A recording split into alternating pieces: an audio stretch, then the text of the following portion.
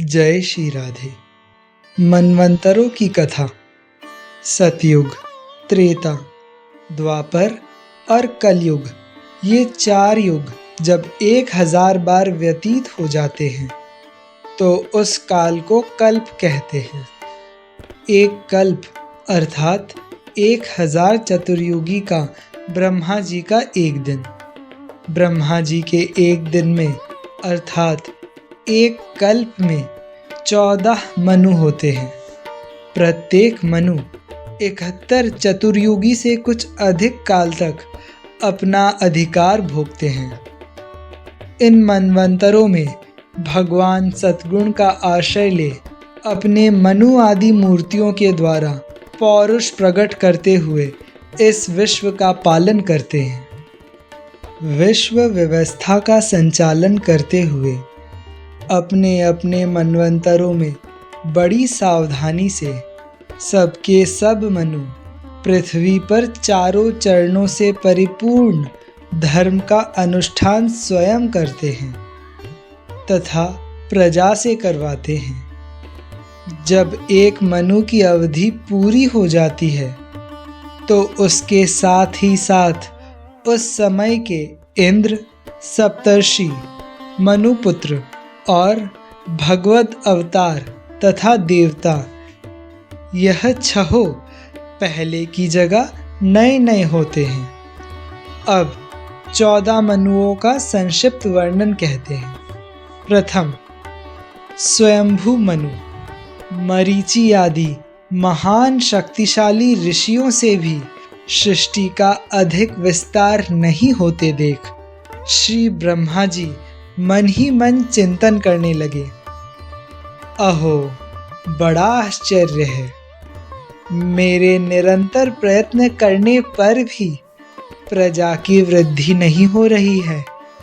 मालूम होता है इसमें दैव ही कुछ विघ्न डाल रहा है। जिस समय ब्रह्मा जी इस प्रकार दैव के विषय में विचार कर रहे थे, उसी समय अकस्मात उनके शरीर के 2 भाग हो गए। उन दोनों भागों में से एक स्त्री पुरुष का जोड़ा प्रकट हुआ। उनमें जो पुरुष था वह सर्वभौम स्मार्थ स्वयंभू मनु हुआ और जो स्त्री थी उनकी महारानी शत्रुपा हुई। तब से मिथुन धर्म से प्रजा की वृद्धि होने लगी। महाराज स्वयंभू मनु ने शत्रुपा से 5 संतानें उत्पन्न की। श्री प्रियव्रत और उत्तानपाद, ये 2 पुत्र, और आकुति, प्रसूति और देवहूति, यह 3 कन्याएं थीं।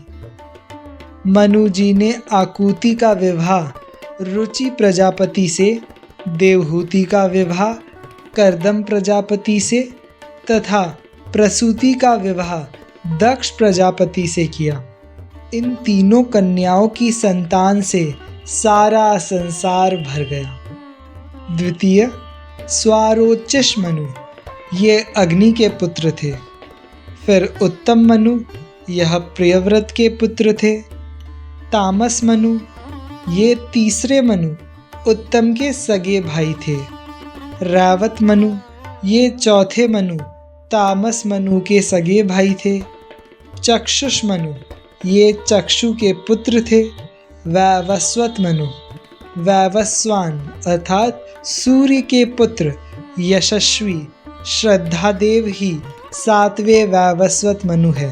यह वर्तमान मनवंतर ही उनका काल है। सावर्णी मनु, 8वें मनवंतर में सूर्य की पत्नी छाया के पुत्र सावर्णी मनु होंगे। दक्ष सावर्णी, वरुण के पुत्र दक्ष सावर्णी 9वें मनु होंगे। ब्रह्म सावर्णी, उपश्लोक के पुत्र ब्रह्म सावर्णी 10वें मनु होंगे।